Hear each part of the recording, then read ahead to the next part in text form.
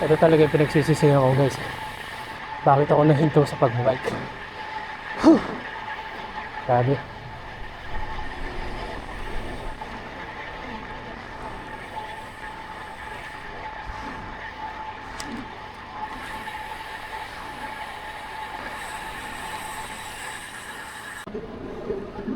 So hello guys, good morning. Woohoo! So nandito tayo ulit ngayon sa Dubai Island. Actually, dating pangalan nito is Deira Island. So Deira Island, pinalitan nila, ginawang Dubai Islands. So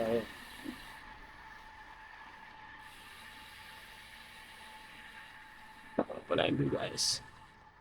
Ganda dito guys.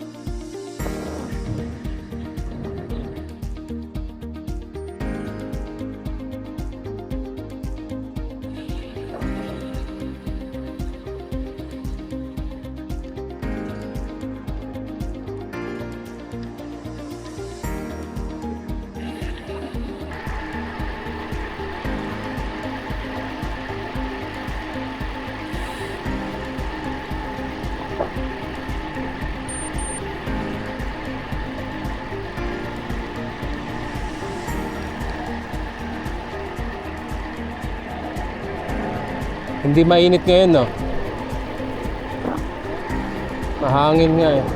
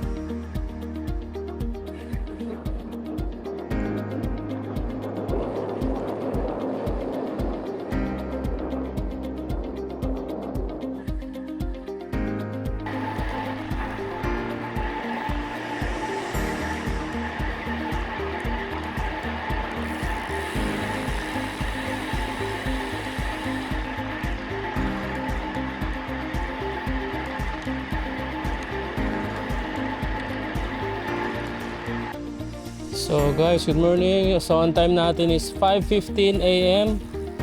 So nakaka 8.30 kilometers pala na yan.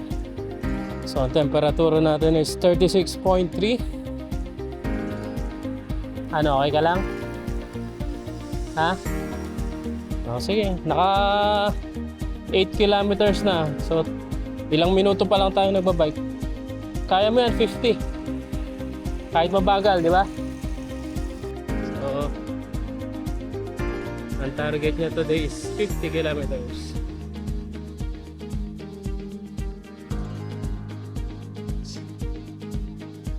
So, nakaka na. Almost 9 na. 9 kilometers. So, yun.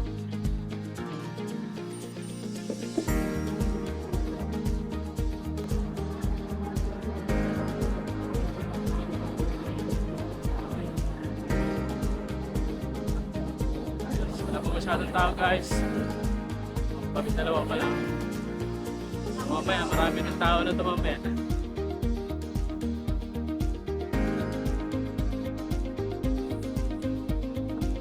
So yun nga guys, good morning ulit.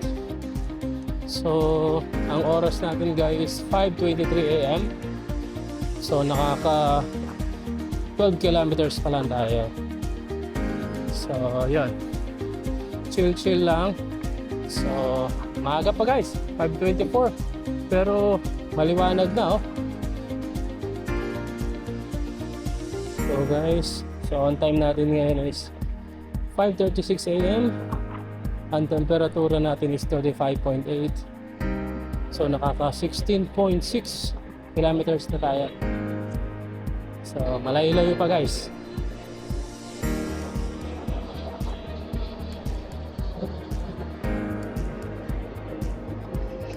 Ang laki na aeroplano guys oh. Emirates. So guys, ang oras natin is 5:49 a.m. So nakaka 22.1 kilometers na tayo guys. So zone 2 lang guys, zone 2. Yung tipong nagbabike ka pa, nakikipagkwentuhan ka. Ayan yung mga tipong zone 2 natin.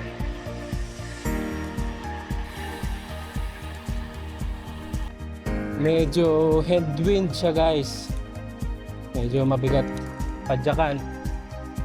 Saka hindi tayo pwede magmabilis kasi nakasabit si Mandam sa likod, baka maiwan.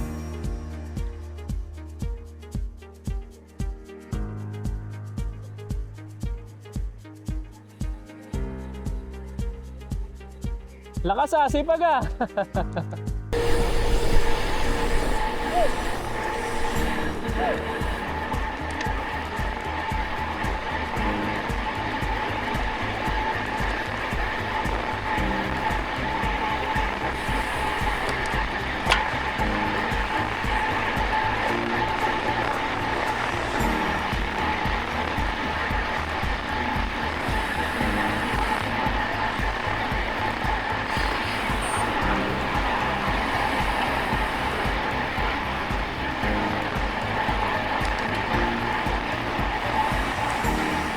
Yes, sir, sabi-sabi sa akin.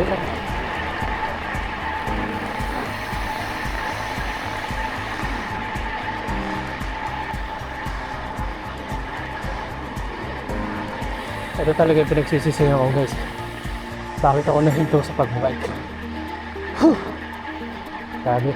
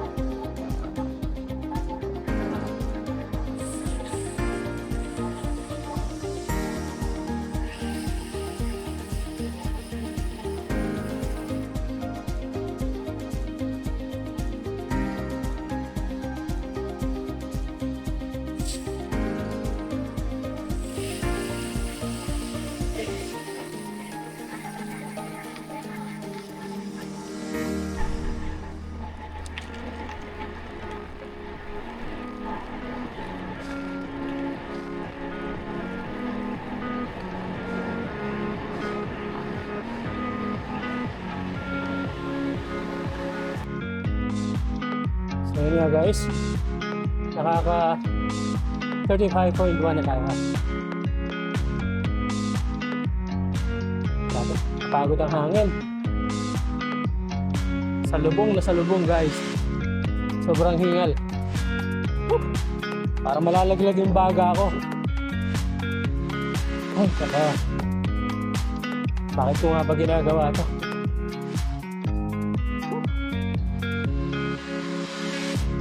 Parang ano nakapagsisi Parang masarap matulog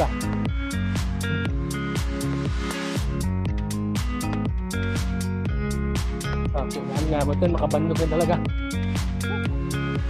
6:34 na ng umaga.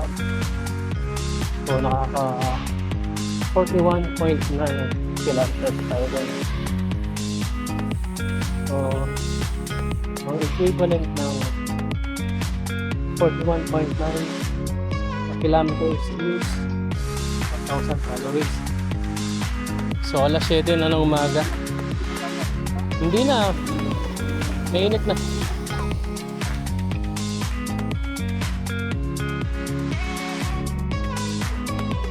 Pagod ka ba?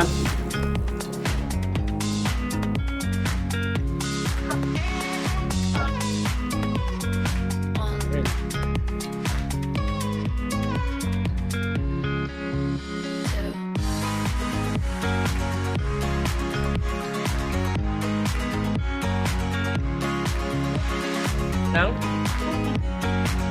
Magpe-brain freeze ka doon pag nag-smoothie ka na ano.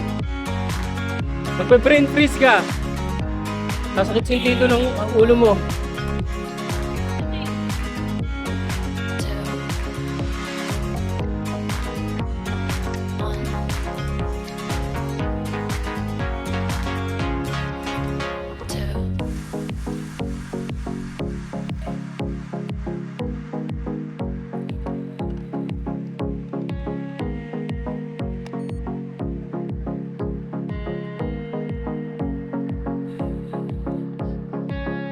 Sipag niya no? Kanina pa yung umaga matakbo. Ang oras natin is 7:12 AM. So naka 46.3 kilometers na tayo guys. So ang equivalent ng 46.3 kilometers is 1,094 calories. Diretso mo. So yun nga. At least nakapag-exercise tayo. Hindi man malayo, hindi man mabilis. So ang malaga, may galaw tayo guys. So yung discipline over motivation, napakalaking halaga niyan guys. So yung biruin mo yung gigising ka ng alas 4, alas 3, 3:30 ng umaga para mag-prepare, para kunin lang yung bisikleta, isuotang yung sapatos, lumabas ng bahay. So yun ang napakahirap gawin guys. So kahit anong sports pa yan, mapa-running man yan, mapa-cycling, mapa-basketball, kahit ano guys, disiplina talaga ang kailangan guys. So yun nga, kaya nakakabilib yung mga tao na alam mo guys, yung napaka-disiplina nila sa katawan. Kasi ang pag-ehersisyo guys, hindi naman ibig sabihin na nag-ehersisyo ka ngayon malakas ka na hanggang kinabukasan guys. So yung pag-exercise kasi guys is para rin yung pagsisipilyo. Alam mo yun, yung parang paliligo. Kailangan ng katawan natin yan guys Kumbaga balance siya. Yung tipo na hindi naman ibig sabihin na nag-exercise ka ngayon, malakas ka na hanggang for the next 2 years. So discipline talaga guys. Disiplina kailangan sa sarili. So, yun nga, nakakabilib talaga yung iba. Yung tipo na, alam mo yun, may edad na sila, 50 plus na, 60 plus na, pero napaka-fit nila guys. Yung mga wala silang maintenance. Bilib talaga ako sa inyo guys. Saludo ako sa inyo. So, nandito tayo guys. Papuntan tayo ng parking. Actually, pwede tayong maligo dito.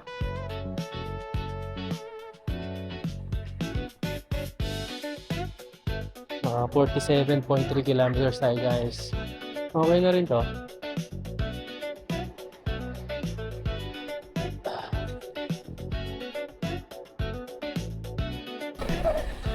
So, yun nga guys. Salamat guys sa panonood, sa pagsuporta. So, yun nga. Dito tayo sa parking.